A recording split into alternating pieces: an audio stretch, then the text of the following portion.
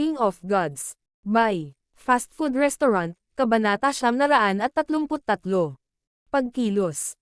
Ang kaluluwa ni Zhao Feng ay orihinal na naglalaman lamang ng kapangyarihan ng God Tribulation Lightning.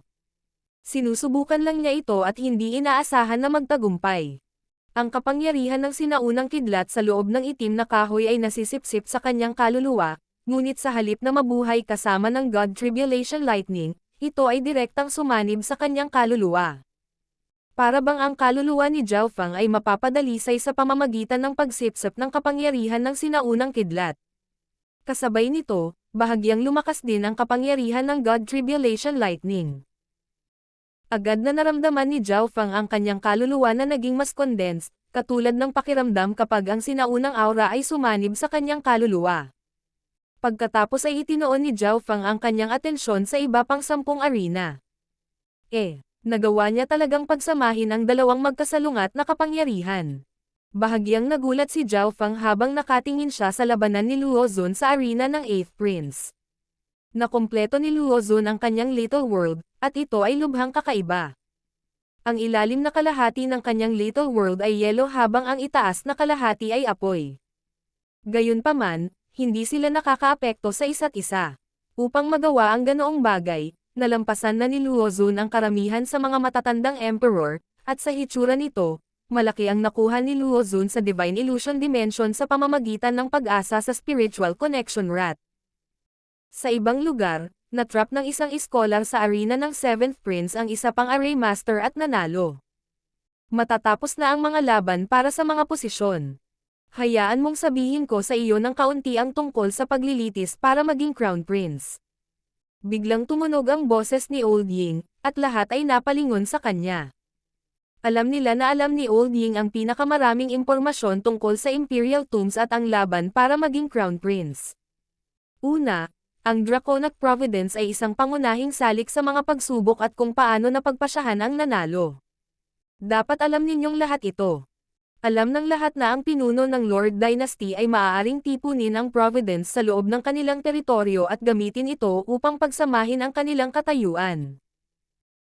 Siyempre, ang mga itinalaga ng mga imperial ay nakatanggap din ng ilang Providence, ngunit ang mga normal na tao ay maaaring gumamit lamang ng bahagi ng kapangyarihan ng Providence habang ang mga may imperial na bloodline ay maaaring gawin itong Draconic Providence, na mas makapangyarihan at may higit pang mga diskarte. Kapag malapit nang mamatay ang mga eksperto sa imperial, dadalhin nila ang kanilang Draconic Providence sa ibang dimensyon, at pagkatapos ng daan-daang milyong taon, ang dimensyong ito ay magiging isang dimensyon na puno ng Draconic Providence. Ang Old Ying ay may magalang na tingin sa kanyang mga mata habang nagsasalita siya.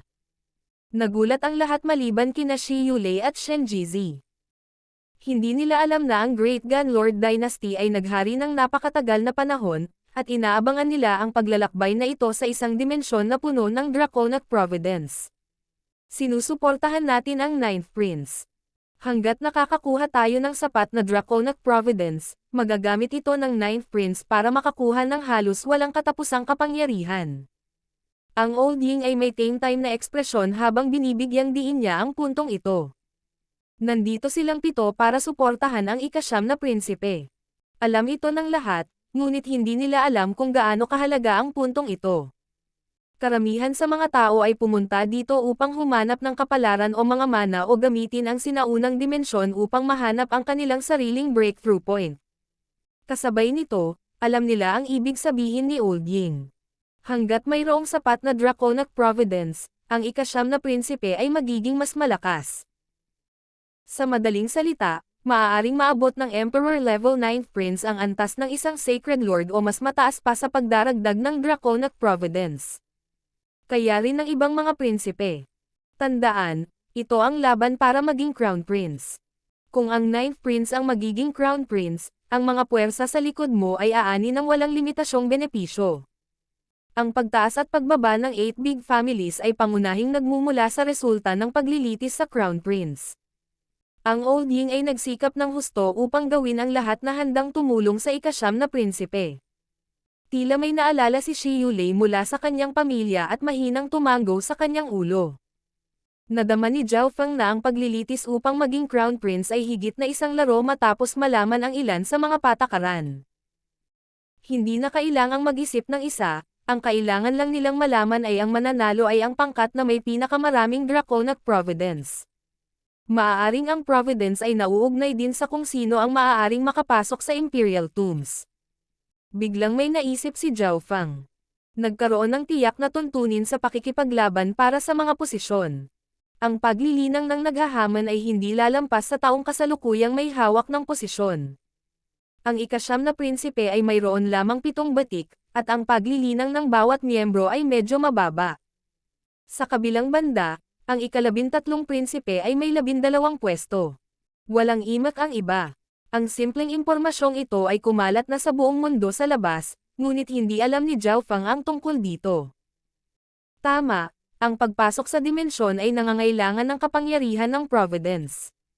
Kung mas mataas ang paglilinang ng isang tao, mas kailangan ang Providence. Ito ang tuntuning itinakda ng mga imperial.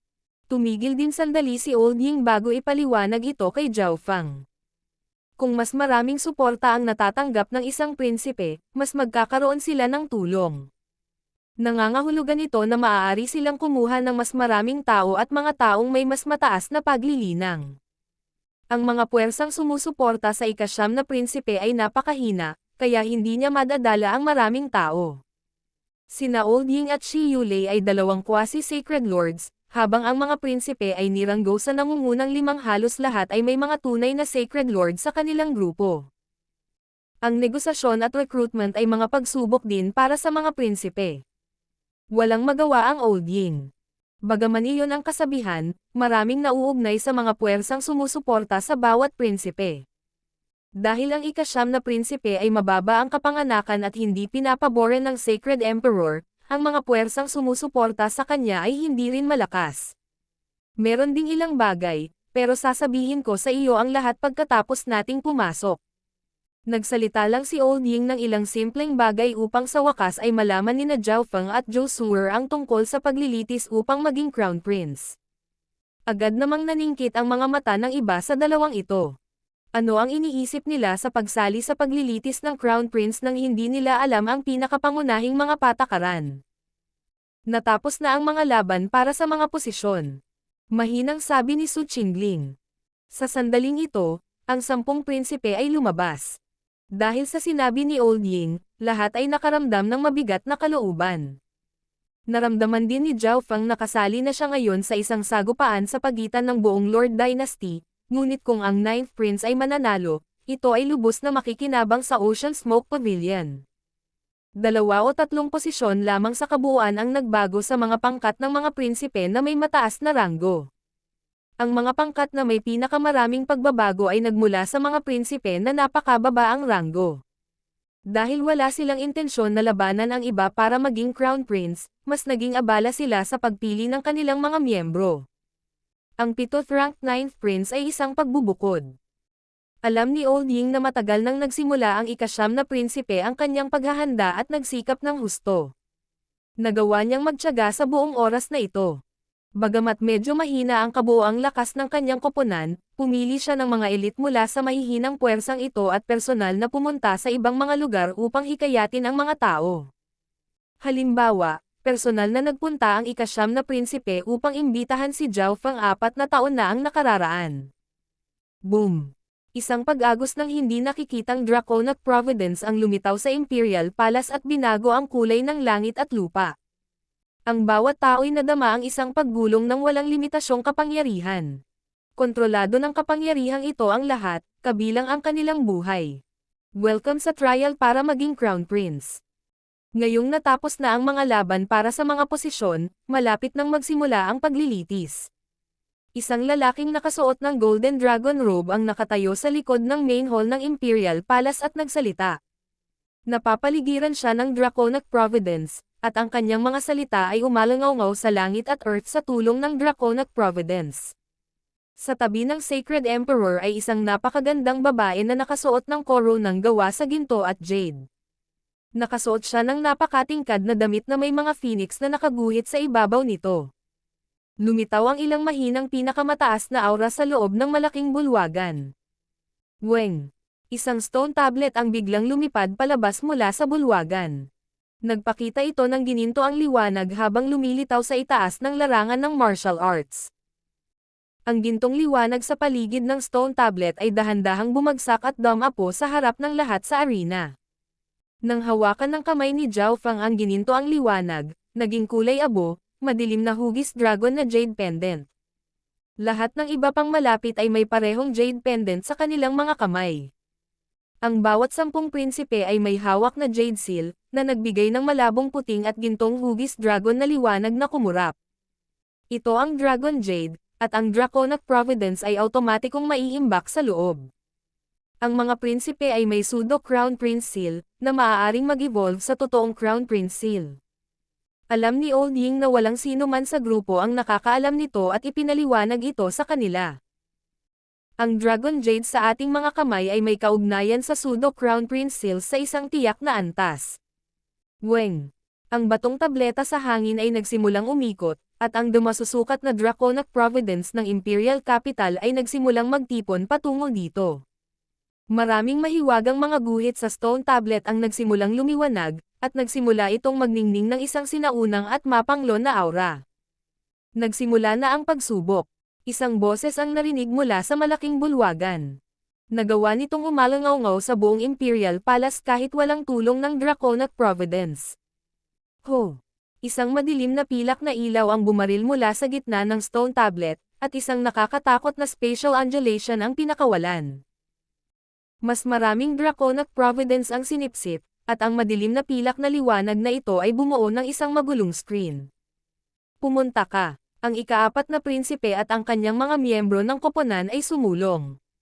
Si Xuan Yuanwen at isang Sacred Lord mula sa Sky Suspension Palace ang pinakamabilis nang pumasok sila dito sa isang flash. Ina, ako ang magiging Crown Prince. Tiningnan ng ika-13 prinsipe ang babae sa harap ng malaking bulwagan bago nagmamadaling pumunta sa spatial screen.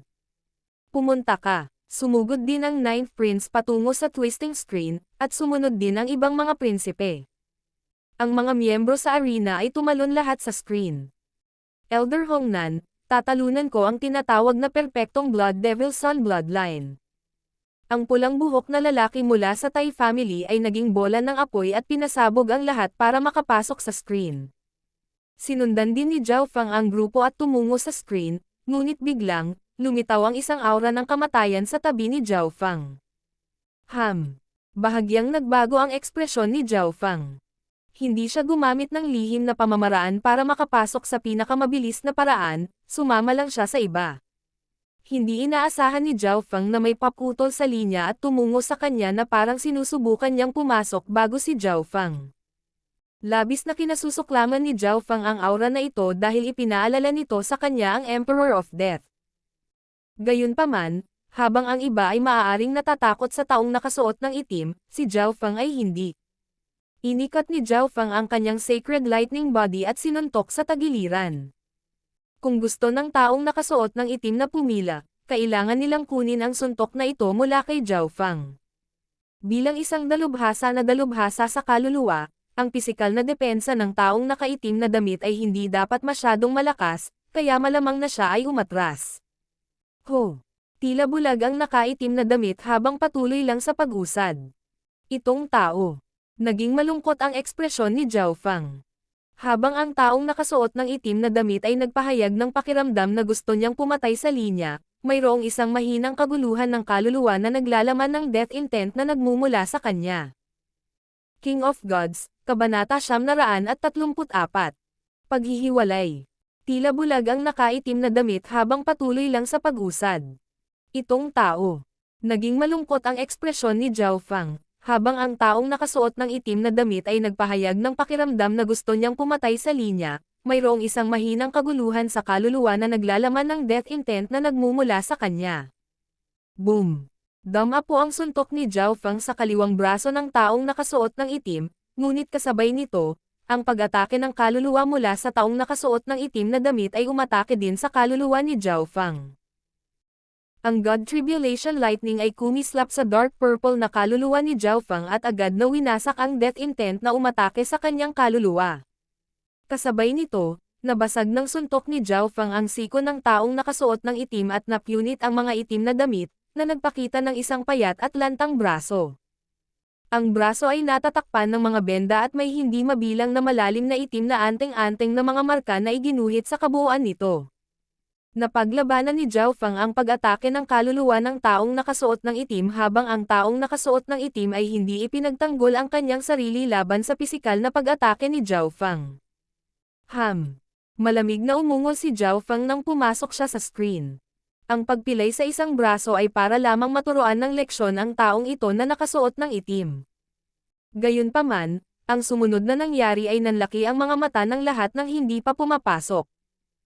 Nagsimulang gumalaw ang braso ng nakaitim na damit at gumalaw tulad ng dati. Nabawi rin ang itim na damit na natanggal at itinago ang kanyang braso. Nakita lang ni Zhao Feng ang kaunting bahagi nito dahil nakapasok na siya sa screen. Anong uri ng masamang pamamaraan iyan? Ang bilis ng kanyang paggaling ay mas malakas pa kaysa sa Mystic Light Realm Sacred Lords. Tanga, hindi man lang yun pagbawi. Nakita mo ba ang mga damit na nakabawi pagkatapos napunatan? Ang pag-atake ng Death Soul mula sa taong nakaitim na damit ay hindi man lang nakasama kay Zhao Feng. Sa sandaling ito, ang mga tao na hindi pa nakapasok sa Imperial Tombs ay ganap na natulala. Ang pagiging misteryoso at ang lakas na ipinakita ng taong nakasuot ng itim ay nagpa-attract sa lahat at tumangging lumapit sa kanya. Hindi rin dapat maliitin si Zhao Feng. Tinanggap niya ang pag-atake ng kaluluwa ng taong nakaitim na tao nang walang kurap.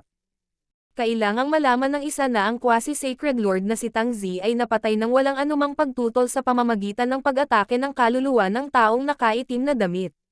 Si Zhou Suer ay kabilang din sa grupong ito. Dahil siya ay isang doktor, hindi siya nagmamadali. Siya ang huling miyembro ng team ng Ninth Prince, at nakita niya ang eksenang ito. Brother Blackrobes, pumasok ka muna. Senior Blackrobes, mangyaring pumasok. Ang mga eksperto na papasok sa screen ay agad na umatras at nagsimulang ngumiti, ngunit ang kanilang mga likod ay basang-basa sa malamig na pawis. Zhao Feng. Isang garalgal na boses na nagpatindig ng balahibo ay nanggaling sa taong nakaitim na damit bago siya pumasok sa screen. Nasaksihan din ng iba't ibang puwersa ang eksena ng pakikipagsagupaan ni Zhao Feng sa taong nakaitim na damit. Natigilan sila at hindi makapaniwala. Ilan lamang sa mas malalakas na pamilya at puwersa ang tila may nahulaan. Isang elder mula sa Ground Demon Hall ang biglang may naalala, at ang kanyang ekspresyon ay naging malungkot bago siya huminga ng malalim. Shua.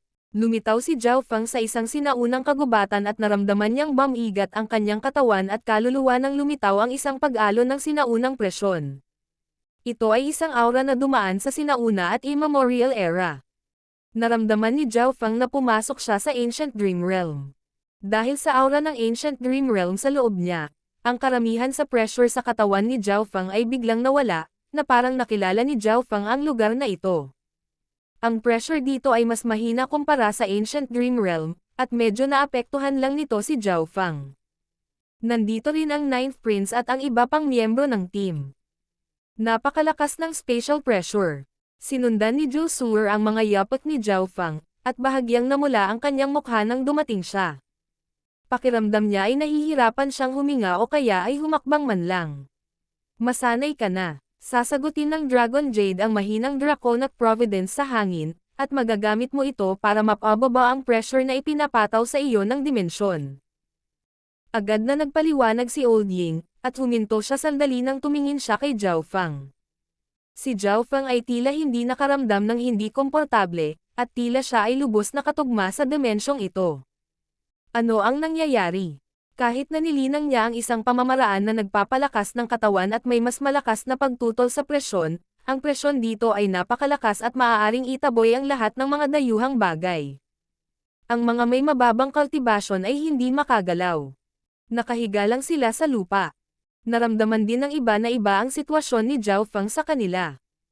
Maging si Shi Yulei, na isang body cultivator, ay naramdaman na ang hangin ay mabigat. Nandito na ang lahat. Ang ating Dragon Jades ay konektado sa pseudo-seal ng ika-9 na prinsipe, kaya nakarating kami sa iisang lugar kahit na magkaibang oras kami pumasok. Mabilis na wika ni Old Ying. Ito ay malinaw na ang oras ay napakahalaga. Ang Dragon Jades at ang Pseudo Crown Prince Seal ay automatikong maa-absorb ang mahinang Draconic Providence sa hangin, ngunit dahil doon, ang ating kahusayan ay medyo mababa kung tayo ay mananatiling magkasama. Kinuha ng Old Ying ang kanyang Dragon Jade. Ito ay madilim at walang ilaw. Ito ay malinaw na ang lahat ng Draconic Providence sa malapit ay ganap na hinihigop. Ang orihinal na maliwanag na Pseudo Crown Prince Seal sa kamay ng Ninth Prince ay nagbibigay na lamang ng mahinang glow. Ito ay dahil ginamit lang nila ang Providence sa loob ng Pseudo Seal para makapasok sa Imperial Tombs. Nangangahulugang kailangan nating maghiwalay, sabi ni Old Ying sa isang solemne na tono. Nahulaan din ng lahat na mangyayari ito dahil ramdam nila kung gaano kahalaga ang Draconic Providence. Kung walang Draconic Providence, mapipigilan sila ng pressure ng sinaunang dimensyon, na magpapababa sa kanilang battle power. Sa ilalim ng malakas na presyon ng sinaunang dimensyon, hindi sila makakalipad. Tanging ang mga Sacred Lord lang ang halos hindi makakalipad. Gayunpaman, kung ang isang tao ay may sapat na Draconic Providence, magagamit nila ito upang labanan ang presyon ng sinaunang dimensyon at pansamantalang lumipad sa hangin.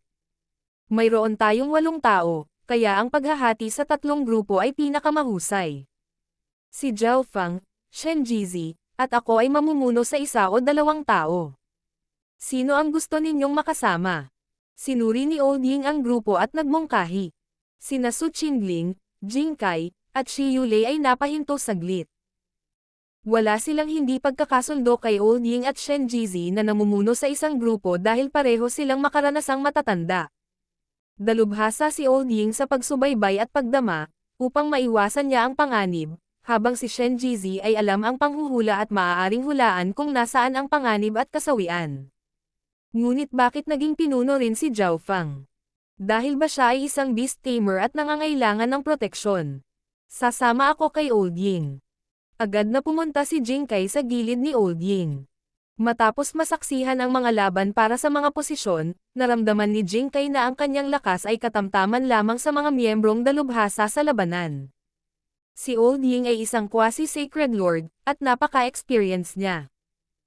Ang pagsunod sa kanya ay nangangahulugang magiging ligtas siya, at matututuhan din niya ang ilang bagay. Napatingin ang iba sa Ninth Prince, na nakatayo sa tabi ni Old Ying. Nangangahulugan ito na ang koponan ni Old Ying ay mayroon ng 3 tao sa kabuuan.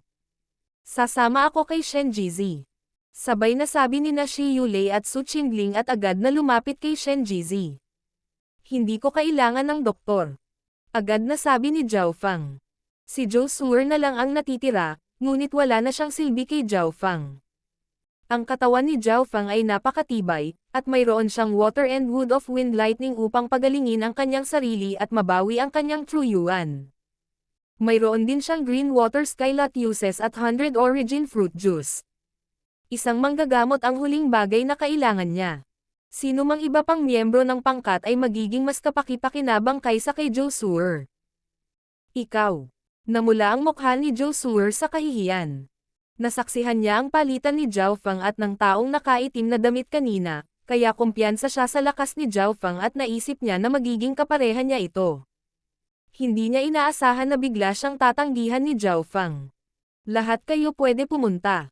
Sasama ako kay Zhao Feng ngayon. Tunog ng boses ni Zhou Suer.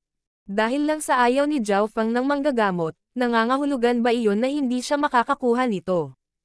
Kung sinunod lang niya ang sinabi ni Zhao Feng, hindi ba't mas malaking pagkawala ng mukha iyon kaysa sa pagtanggi?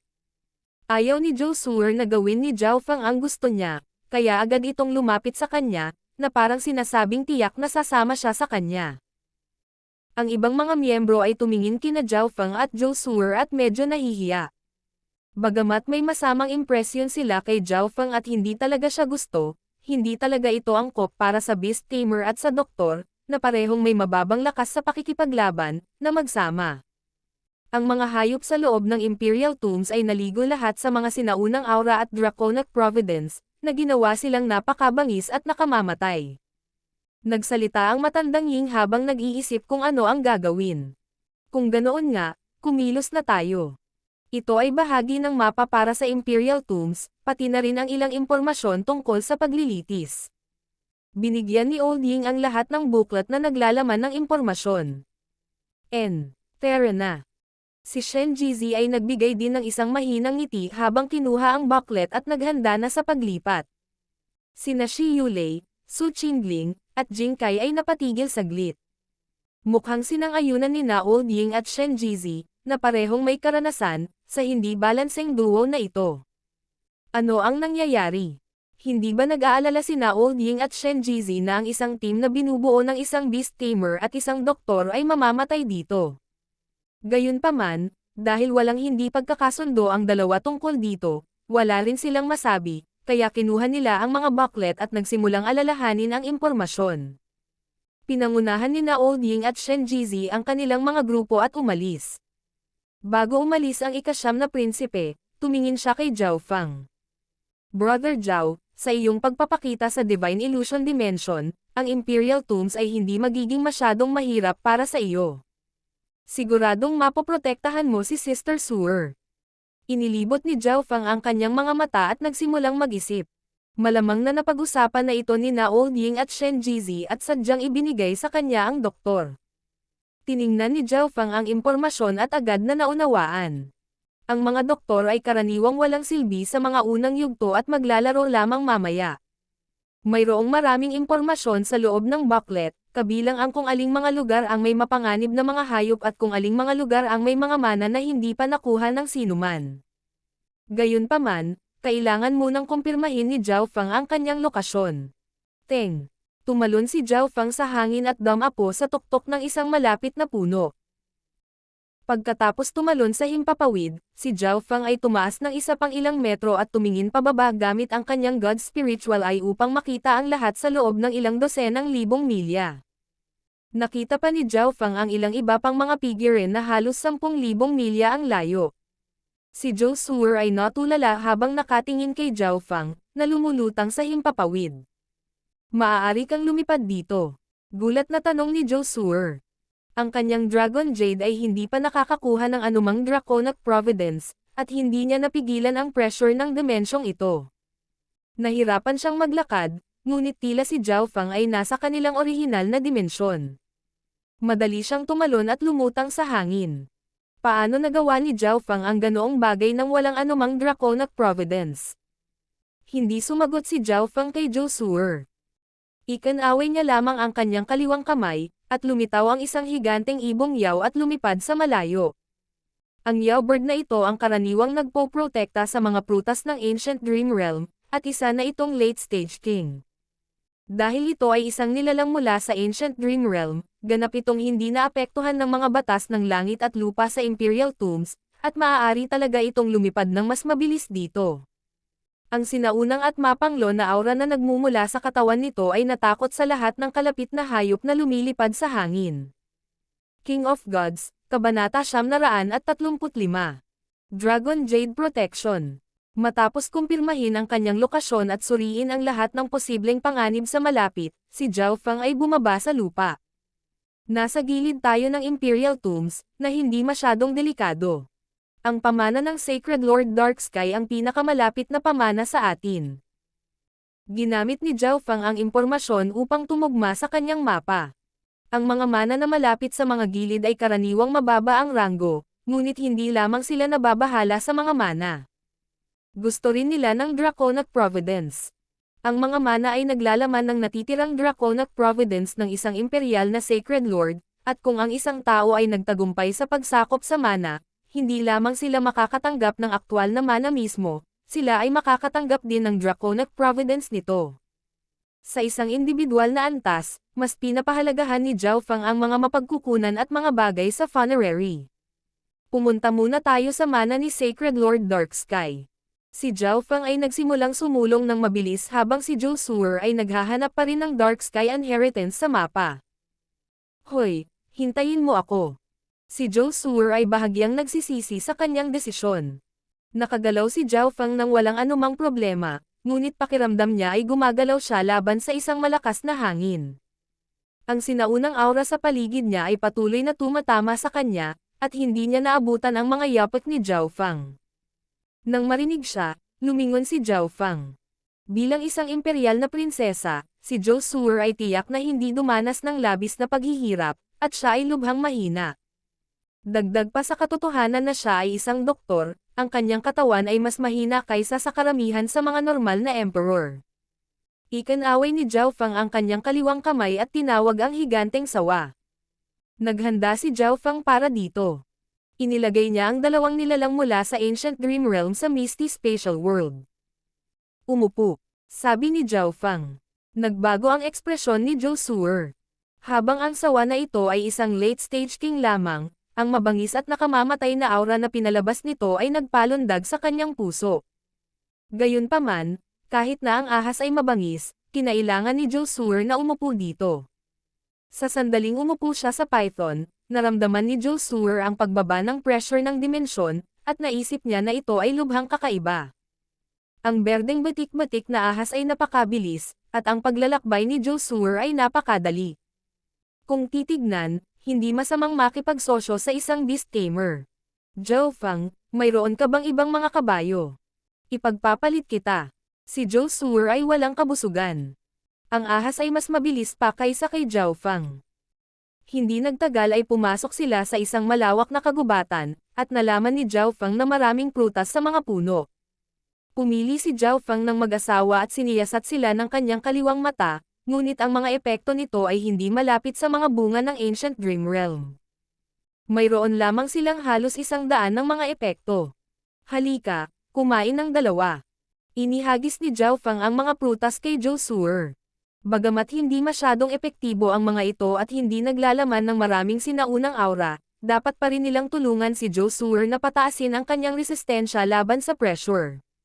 Sa puntong ito, ang Dragon Jade ni Zhou Suer ay medyo mas maliwanag, malamang mula sa pagsipsip ng Draconic Providence sa hangin noong sila ay naglalakbay.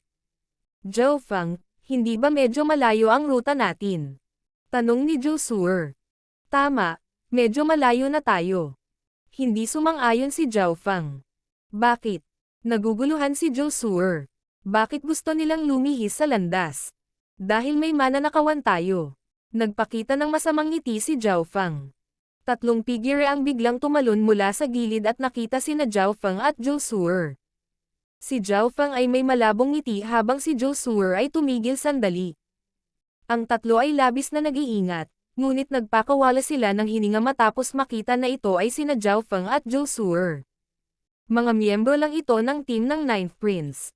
Lamambat ang ekspresyon ng isang lalaking nasa katanghaliang gulang na nakasuot ng dilaw na Amerikana. Sila ay mula sa grupo ng Sixth Prince, na nasa ikawalong ranggo, na hindi gaanong naiiba sa ranggo ng ikasyam na prinsipe. Natakot lamang sila sa mga koponan mula sa mga prinsipe na nireranggo sa nangungunang 5. Hindi ba ito si Grandmaster Beast Tamer Zhao Fang at ang doktor? Bakit kayo pagsasamahin ng Ninth Prince? Isang henyo ng mga nakababatang henerasyon ang lumakad sa harap ni na Zhao Fang at Zhou Suer na may mapagmataas na ekspresyon, at ang kasakiman ay sumilay sa kanyang mga mata. Ang Sixth Prince ay walang intensyon na lumaban para sa Crown Prince, kaya lahat ng kanyang mga miyembro ay dalubhasa sa labanan. Pumasok sila sa Imperial Tombs para humanap ng personal na kapalaran, at lahat sila ay mga dalubhasa na may malakas na kapangyarihan sa labanan. Alam ng lalaking nakasuot ng dilaw na Amerikana kung ano ang kinukuha ng kanyang kasama. Ibigay mo ang iyong mga kayamanan, mga mapagkukunan, at ang Draconic Providence sa iyong Dragon Jades, at hahayaan kitang umalis. Umungal ang lalaking nakasuot ng dilaw na Amerikana. Ang ikatlong miyembro ay isang Elder in Black, at agad niyang pinadalhan ng mensahe ang dalawa pa. Itong Zhao Fang ay hindi dapat maliitin, at si Zhou Suer ay isang imperial na prinsesa. Diretso na lang tayo sa Dark Sky Inheritance. Ang elder na nakaitim ay pumasok sa Imperial Tombs ilang sandali, kaya nasaksihan niya ang palitan ni Zhao Fang at ng taong nakaitim na damit at bahagyang natakot kay Zhao Fang. Gayunpaman, ang nasa katanghaliang gulang na lalaki na nakasuot ng dilaw na Amerikana at ang junior ay parehong ngumisi. Gaano man kalakas si Zhao Fang, isa lang siyang beast tamer. Para naman kay Zhou Suer, siya ay isang doktor, kaya ang kanyang lakas sa pakikipaglaban ay maaaring ganap na balewalain. Higit pa rito, kumukuha lang sila ng ilang item mula sa kanila, kaya bakit kailangan nilang matakot sa pagkakakilanlan ni Josuer? Tiningnan ni Josuer si Zhao Feng nang may paninisi. Alam niyang may panganib dito pero napunta pa rin dito. Ang tatlong ito ay pawang mga emperor, at mayroon silang kapangyarihan sa pakikipaglaban ng walang kapantay na mga emperor. Gusto mong manakawan ng tatlong emperor mag-isa. Gayunpaman, sa pag-iisip tungkol sa katotohanang maaaring kunin ni Zhao Feng ang kanyang mga espiritual na alagang hayop upang lumaban, nakaramdam ng kaunting kumpiyansa si Josuer. Hihihi, napaatras ka. Ako ang nagnanakaw sa'yo. Ibigay ang lahat ng iyong mapagkukunan, kabilang ang Dragon Jades.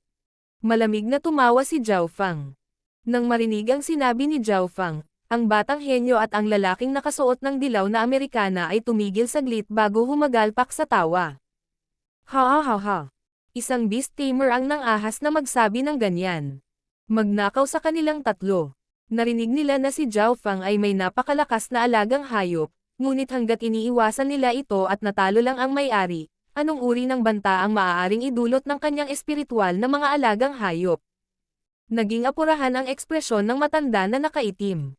Kung ayaw mong ibigay ang iyong mga kayamanan, gagawin ko lang na sayangin mo ang nag-iisang pagkakataon ng proteksyon mula sa iyong Dragon Jade.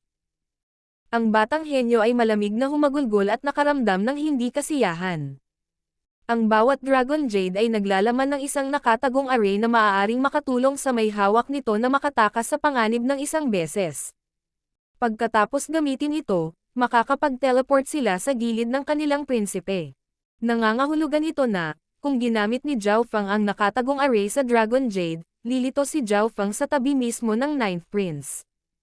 Ito ang isa sa mga pangunahing dahilan ng mababang rate ng pagkamatay sa Imperial Tombs. Kahit na may nasa panganib, magagamit nila ito para bumalik sa tabi ng kanilang prinsipe, ngunit isang beses lang. Pumunta ka. Nanlamig ang mga mata ng lalaking nakasuot ng dilaw nang lumitaw ang isang mahabang gintong talon sa kanyang kamay. Kung hindi nila gustong ibigay ang kanilang mga gamit, pipilitin lang niya silang gamitin ang protective array sa kanilang Dragon Jades. Ang batang henyo ay nagsimula na ring i-circulate ang kanyang True Yuan. Ang nakatatandang nakaitim ay nakaramdam ng kawalan ng kakayahan at kailangan ding kumilos. Umaasa siya na kayang talunin ng tatlo si Zhao Feng. Inilabas ng tatlong emperor ang lahat ng kanilang kapangyarihan, ngunit ang kanilang magnificent power ay sumasakop lamang ng ilang daang metro, at ang pag-alo ng kanilang True Yuan ay napakahina. Ang kapangyarihan ng bawat isa ay pinaghihigpitan ng presyon ng Imperial Tombs, kaya maaari lamang nilang gamitin ang ika-20 ng kanilang buong lakas sa labanan sa mga unang yugto. Illusion Maze Domain. Sinuntok ni Zhao Feng, at nawalan ng malay ang tatlong emperor nang mawalan sila ng malay at lumitaw sa isang sinaunang lungsod. Nawalan sila ng ganap na kontrol sa kanilang mga katawan. Kasabay nito, ang malakas na pisikal na pag-atake ni Zhao Feng ay nagpaubo sa kanila ng dugo. Soul Chains. Isang surge of eye intent ang namuo sa kaliwang mata ni Zhao Feng, at ang mga transparent na malakristal na chain ng dark purple na kidlat ay dumaan sa kanilang mga kaluluwa at naggapos sa tatlong emperor. Ang mga kaluluwa ng tatlong emperor ay hindi makagalaw matapos mabigkis ng soul chains. Huwag. Ang nakatatandang nakaitim ay maaari pa ring lumaban ng kaunti, at naghanda siyang gumamit ng isang lihim na pamamaraan. Ang God Tribulation Lightning ay kumikinang sa dark purple na tanikala ng kidlat at napasigaw ang tatlong emperor bago nawalan ng malay. Plop! Bumagsak ang tatlo sa lupa. Ang soul intent ni Zhao Feng ay umabot na sa antas ng Sacred Lord, kaya maaari niyang bantaan kahit ang Sacred Lords kapag ginamit niya ang kanyang soul secret techniques. Dagdag pa sa katotohanan na ang tatlong emperor ay hindi man lang magamit ang karamihan sa kanilang kapangyarihan dahil sa pressure ng dimensyon, wala silang nagawa laban kay Zhao Feng. Nakaupo si Josuer sa likod ng higanteng sawa na may pagtataka. Noong una ay inakala niya na si Zhao Feng ay magpapatawag ng isang espiritual na alagang hayop, ngunit gumamit lamang siya ng isang suntok at isang sulyap upang talunin ang tatlong emperor. Hindi nakakagulat na hinayaan ni Old Ying at ng ika-9 na prinsipe si Zhao Feng na maging pinuno. Hindi lang siya isang Grandmaster Beast Tamer. Ang kanyang personal na lakas ay hindi rin kapanipaniwala. Dagdag pa sa palitan ni Zhao Fang at ng taong nakasuot ng itim, mas naniwala si Zhou Suer kay Zhao Fang. Ang battle power ni Zhao Fang ay maihahambing man lang sa taong nakasuot ng itim, na pumatay ng isang quasi-sacred lord. Hindi pinatay ni Zhao Fang ang tatlong emperor, hinimatay lang niya sila. Pagkatapos ay pinuntahan niya ang kanilang mga gamit. Ang tatlong ito ay galing sa malalakas na puwersa, kaya halatang marami silang kayamanan. Bakit gusto mo ang Dragon Jades nila? Hindi mapigilan ni Zhou Suer na maging curious nang makita niyang inalis ni Zhao Fang ang kanilang Dragon Jades. Ang Dragon Jade ay naglalaman ng isang nakatagong array na mag-teleport ng may-ari sa kanilang prinsipe. Nangangahulugan ito na, kung pinaplano ni Zhao Fang na gamitin ang array sa Dragon Jades na ito, darating siya sa tabi ng Sixth Prince. Maaaring hindi sapat ang isang Dragon Jade para mag-imbak ng Draconic Providence. Sagot ni Zhao Fang. May limitasyon sa kung gaano karaming Draconic Providence ang kayang iimbak ng bawat Dragon Jade, ngunit hindi gaanong tao ang nakaabot sa limitasyong ito sa paglipas ng mga taon dahil kailangan ng isa na gumamit ng Draconic Providence para labanan ang pressure ng dimensyong ito, at ang mga laban ay nangangailangan din ng malaking halaga ng Draconic Providence upang mapataas ang lakas labanan ng gumagamit. Maaari rin nating pagnakawan ang Sixth Prince kung kailangan natin. Nag-isip sandali si Zhao Fang bago sinabi. Habang si Zhao Fang ay mukhang mayabang, ang kanyang sinabi ay teknikal na lohikal. Gayunpaman, halos mahulog si Zhou Suer sa berdeng batik-batik na sawa nang marinig niya iyon. Gusto mong magnakaw ng isang prinsipe? Hindi makapaniwalang tanong ni Zhou Suer. Kailangang malaman ng isang tao na ang mga prinsipe ay binabantayan ng pinakamalakas na eksperto, at ang mga prinsipe mismo ay maaaring gumamit ng Draconic Providence upang mapataas ng kaunti ang kanilang sariling lakas. Hindi ngayon. Kung ikukumpara sa Draconic Providence, gusto ni Zhao Fang ng resources. Ang mga mana ng isang Sacred Lord ay malinaw na magkakaroon ng maraming kayamanan, hindi pa banggitin na ang mga Sacred Lord na inilibing dito ay pawang mga imperial. Umalis agad ang dalawa pagkatapos kunin ang lahat. Ang tatlong emperor ay nagpumiglas at nakatayo pagkaraan ng ilang sandali. Ano ang nangyayari? Bakit ang lakas niya? Natigilan ang batang henyo. Natalo niya tayo sa isang suntok at isang soul technique lang. Hindi makapaniwala ang lalaking nakadilaw. Hindi mo ba napagtanto na ang pag-atake ng kaluluwa ni Zhao Fang ay napakalakas at halos hindi naapektuhan ng mga paghihigpit ng Imperial Tombs? Huminga ng malalim ang nakatatandang nakaitim. Agad namang natulala ang dalawa pa. Paano naging posible iyon? Gayunpaman, nang pag-isipan nila ito, napagtanto nila na ang mga salitang iyon ay totoo. Ang soul intent ni Zhao Fang ay hindi pa napigilan ng Imperial Tombs, at lubos silang nadurog nito. King of Gods, Kabanata 936. Pagkawasak. Zhao Fang, hindi ka ba pinipigilan ng sinaunang sukat na ito sa anumang paraan? Si Zhou Suer ay labis nang naghinala, at pagkatapos ng labanang ito, mas naging sigurado siya. Naramdaman niya ang soul intent ni Zhao Fang pabalik sa Saint Herb Pavilion, at pakiramdam niya ay halos pareho lang ito ngayon. Pinipigilan ako nito sa isang tiyak na antas. Sagot ni Zhao Fang. Ano man ang mangyari, ang dimensyon ng Imperial Tombs ay isa pa ring makapangyarihang dimensyon na naiwan noong sinaunang panahon. Kahit na si Zhao Fang ay sumanib sa ilang sinaunang aura, hindi ito tulad ng siya ay nanirahan sa Ancient Dream Realm. Nagkaroon lang siya ng nakuhang pagtutol dito. Nagamit ni Zhao Fang ang halos kalahati ng kanyang kabuoang lakas sa labanan sa Imperial Tombs. Sa kabilang banda, ang mga taong kakadating lang ay magagamit lamang ang ika-20 ng kanilang buong lakas sa labanan. Ang bawat isa ay nangangailangan ng ilang oras upang masanay sa lugar na ito bago nila magamit ang higit pa sa kanilang lakas sa pakikipaglaban. Kung mas mataas ang paglilinang ng isang tao, mas mabilis silang umangkop. Sa makatuwid, sa loob ng ilang panahon, si Zhao Fang ay karaniwang hindi magagapi sa Imperial Tombs. Nakarating na tayo sa Dark Sky Inheritance. Huminto sina Zhao Fang at Zhou Suer. May isang pasukan sa ilalim ng lupa na hindi kalayuan sa kanila, at ito ay may mga senyales ng pagpasok ng mga tao matagal na ang nakalipas. Ang Draconic Providence sa hangin ay mas makapal, at ang suction force ng Dragon Jade patungo sa Draconic Providence ay naging mas malakas.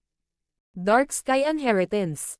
Ang pamana na ito ay matagal nang natagpuan, at habang ito ay isang mababang rank na pamana, walang sino man ang nakayanan na masakop ito. Direktang pumasok sina Zhao Feng at Zhou Suer, at ang huli ay nakakalakad na sa lupa ng maayos.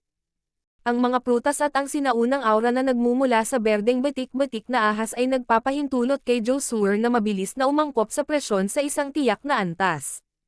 Sa sandaling lumakad ang dalawa sa ilalim ng lupa, alam ni Zhao Feng na ang lahat sa paligid nila ay isang dimensyon sa pagitan ng katotohanan at ilusyon. Nakapasok na sila sa Little World ng Sacred Lord bago sila namatay. Ang lahat ng nasa harap nila ay paminsan-minsan ay nagiging maliwanag, pagkatapos ay lumabos sa ibang mga oras. Sina Zhao Feng at Zhou Suer ay dumating sa kulay abong dimensyon. May 4 na malalaking estatwa sa dimensyon, at lahat sila ay biglang nagmulat ng kanilang mga mata habang kumalat ang isang surge ng Emperor-level aura. Kailangan kong harapin ang 4 na Emperor sa simula pa lang, at ang lupa ay tila may malalim na hanay na nakaguhit dito.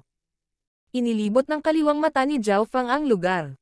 Ang 4 na Emperor na ito ay talagang medyo mahihirapan para sa mga eksperto na kara-rating lang na magagamit lamang ang ika-20 ng kanilang lakas.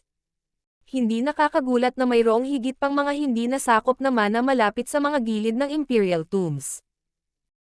Hindi lamang ang mga mana sa gitna ay mas mataas ang ranggo, at sa gayon ay mas kakaunti, ngunit ang mga kalahok ay magsisimula lamang na lumipat patungo sa gitna kapag sila ay umangkop sa dimensyon at aktwal na magagamit ang kanilang lakas labanan. Zhao Feng, ang pamana na ito ay medyo mahirap. Sigurado ka bang malalampasan mo ito? Medyo naguluhan si Zhou Suer. Hindi niya talaga alam ang tunay na lakas ni Zhao Feng. Malampasan. Hindi ako masyadong kumpiyansa. Matapat na sabi ni Zhao Feng, at tumango si Zhou Suer. Talagang medyo mahirap para sa isang tao, ngunit kung tumulong siya, maaaring magtagumpay sila. Gayunpaman, ang sumunod na sinabi ni Zhao Feng ay nagpasindek muli sa kanya. Ngunit mayroon akong tiwala na sirain ito. Nagniningning ang tuwa sa mga mata ni Zhao Feng. Boom! Boom! Boom! Dumagundong ang 4 na estatwa at naging sanhi ng pagyanig ng lupa. Whoosh! Lumipad sa hangin si Zhao Feng. Panahon na para subukan ang aking little world. Napangiti si Zhao Feng habang ipinapaikot niya ang kanyang layunin, at isang nakakatakot na pag-akyat ng kapangyarihan ang pumuno sa hangin, na naging dahilan upang ito ay maging magulo. Boom! Ho! Isang madilim na dimensyon na nabuo mula sa mapanirang hangin at kidlat ang lumitaw sa hangin. Kailangang malaman ng isang tao na ang Little World ng Sacred Lord ay hindi isang tunay na dimensyon, kaya kung may isa pang Little World na lilito dito, ito ay magiging labanan para sa teritoryo sa pagitan ng dalawang panig. Boom! Boom! Nagsimulang kumaluskos ang hangin habang nabasag ang lupa. Ang Little World ni Zhao Feng ay nilikha sa Ancient Dream Realm, kaya sa isang tiyak na antas, masasabing ito ay ginawa mula sa Ancient Dream Realm. Sa madaling salita, halos hindi ito naapektuhan ng Imperial Tombs. Weng! Inilibot ni Zhao Feng ang kanyang Sacred Lightning Body at ibinuhos ang True Yuan of Wind Lightning sa loob ng kanyang Crystal Core na dimensyon sa Little World. Ang dalawang munting mundo ay nagsimulang mag-away sa isa't isa. Sacred Lightning Dominating Punch. Lumipad sa himpapawid si Zhao Feng at nagpadala ng 2 gintong kamao patungo sa Little World ng mana. Basag. Sa pinagsamang puwersa ng kamao ni Zhao Feng at ng Little World, isang higanteng bitik ang lumitaw sa hangin at nagsimulang lumaki. Boom! Boom! Boom! Ang kulay abong Little World ay agad na nabasag, at ang makapangyarihang sacred power ay lumikha ng isang bagyo habang ito ay tumatagos sa ilalim ng lupa. Gayunpaman, ang Little World ni Zhao Feng ay agad na sumanib sa hangin at kinuha ang kontrol sa mga batas at layunin, hinaharangan ang lahat ng pinsala sa labas ng kanyang Little World. Ang kapangyarihan ay hindi masyadong masama. Lubhang nasiyahan si Zhao Feng. Ang Little World ng Sacred Lord Dark Sky ay matagal nang narito, kaya mahina ang pundasyon nito. Wala ring kumokontrol dito kaya parang patay na bagay. Ito ay mas matatag kaysa sa isang normal na Little World ng Sacred Lord, ngunit ito ay mahina pa rin. Si Zhou Suer ay lubos na nabigla habang nakatayo siya sa Little World ni Zhao Feng. Umihip ang hangin, at kumidlat sa langit at lupa. Ang lupa ay napuno ng itim na kahoy habang ang mga arko ng kidlat ay kumikislap. Ito ang Little World ni Zhao Fang. Dahil sa layunin ni Zhao Fang, hindi siya naapektuhan ng Little World, ngunit naramdaman ni Zhou Suer kung gaano kakilakilabot ang Little World ni Zhao Fang. Hindi ito ang Little World na dapat magkaroon ng isang normal na emperor.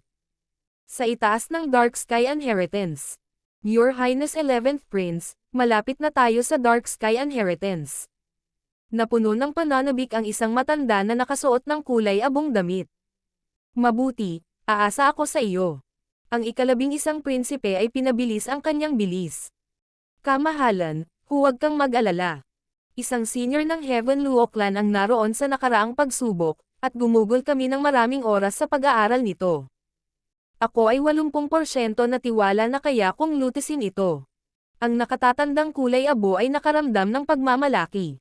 Mayroon ding isang quasi-sacred lord na dalubhasa sa kanila. Ang kabuoang lakas ng 11th Prince ay nasa pangalawa hanggang sa huli, at wala siyang intensyon na maging Crown Prince. Ang gusto lang niyang gawin ay sundan ang kanyang mga miyembro sa paligid at makahanap ng ilang kapalaran. Ika-11 prinsipe, nandito na tayo. Ang matanda na nakasuot ng kulay abo ay napuno ng kagalakan. Nandito pa rin ang Dark Sky Inheritance at hindi pa neresolba. Gayunpaman, biglang. Boom! Boom! Bam! Ang lupa ay sumabog, at ang isang bagyo ng sacred power ay nagsimulang magpakita ng nakakatakot na aura. Isang surge ng nakakatakot na kidlat pagkatapos ay kumurap pagkatapos nito. Nakakatakot ang aura. Takbo. Sigaw ng nakatatandang kulay abo. Ang Little World ng Sacred Lord Dark Sky ay nawasak. Talagang may Sacred Lord sa ibaba. Ang quasi-Sacred Lord na sumusunod sa 11th Prince ay natigilan, at agad niyang kinuha ang 11th Prince at tumakbo. Kailangang malaman ng isang tao na ang sinumang grupo na may tunay na Sacred Lord ay malamang na mula sa isa sa 5 nangungunang prinsipe, at kailangan ding malaman ng isa na kahit na ang mga Sacred Lord ay paghihigpitan sa dimensyong ito.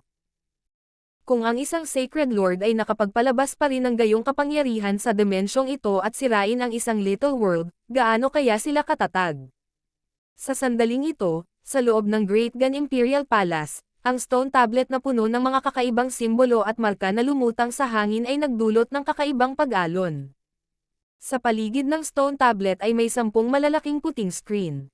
Sa pinakagitna ng bawat screen ay isang prinsipe. Ang ika-4 na prinsipe ay nakahanap na ng isang mataas na ranggo na mana. Bulalas ng isang dalubhasa sa ulap. Ayon sa larawan sa screen, ang mana ay mula sa isang taong nasa huling yugto ng Mystic Light Realm. Mabuti, hindi kasama ni Chener ang taong nakasuot ng itim na damit, at si Chener ay pumunta sa mana na sinabi ko sa kanya na puntahan niya. Isang makapangyarihang lalaki sa loob ng bulwagan ng ika-13 prinsipe ang may mahinang ngiti. Ang 6th Prince ay bulag na tumatakbo at nakatagpo ng isang grupo ng mga hayop. Maraming eksperto ang natawa sa kanilang puso. Ang paglilitis para maging Crown Prince ay umiral mula sa simula ng Great Gun Lord Dynasty, at mayroon itong kasaysayan na daan-daang milyong taon. Ang paglilitis para maging Crown Prince ay kinokontrol ng Grand Imperial Hall, at tila, ang mga miyembro ng upper echelon ng Grand Imperial Hall ay maaaring makaapekto sa nangyari sa Imperial Tombs mula sa labas ng mundo. Ang pseudo Crown Prince seals ay binago ng mga imperial upang sila ay konektado sa labas ng mundo. Dahil dito, ang nangyari sa loob ng isang tiyak na saklaw ng pseudo Crown Prince seal ay makikita sa labas ng mundo, ngunit ang mga imahe ay bahagyang malabo. Ang pagkakaroon ng kakayahang ito ay nagpoprotekta sa mga prinsipe sa isang tiyak na antas, at pinahintulutan nito ang mga puwersa at pamilya na naghihintay sa labas upang makita kung ano ang nangyayari sa Imperial Tombs. Ang ika-11 prinsipe ay nakahanap din ng mana. Bulalas ng isang tao, at napatingin ang lahat.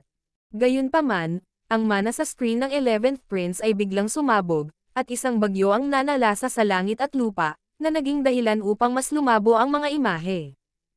Agad na tumakbo ang 11th Prince at ang 2 pang miyembro.